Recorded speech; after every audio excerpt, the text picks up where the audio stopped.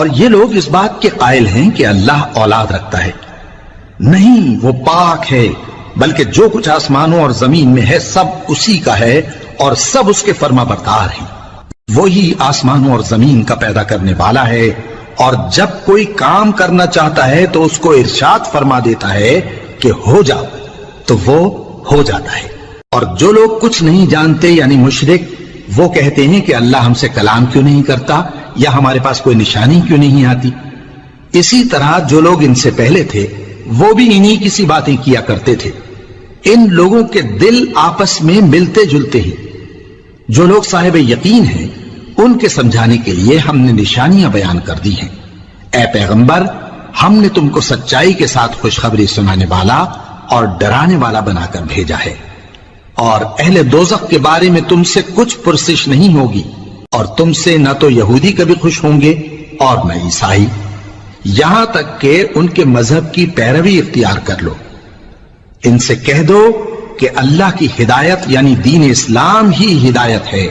اور اے پیغمبر، اگر تم اپنے پاس علم یعنی وحی الہی کے آ جانے پر بھی ان کی خواہشوں پر چلو گے تو تم کو اللہ کی پکڑ سے بچانے والا نہ کوئی دوست ہوگا نہ کوئی مددگار.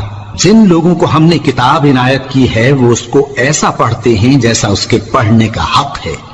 یہی لوگ اس پر ایمان رکھتے ہیں، اور جو اس کو نہیں مانتے وہی خسارہ پانے والے ہیں. اے بنی اسرائیل، میرے وہ احسان یاد کرو جو میں نے تم پر کیے، اور یہ کہ میں نے تم کو اہل عالم پر فضیلت بخشی.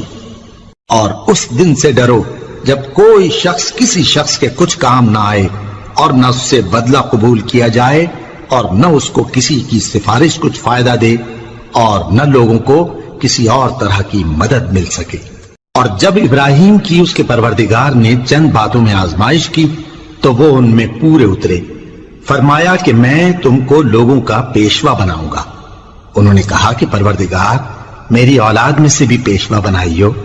فرمایا کہ میرا قول و قرار ظالموں کے لیے نہیں ہوا کرتا.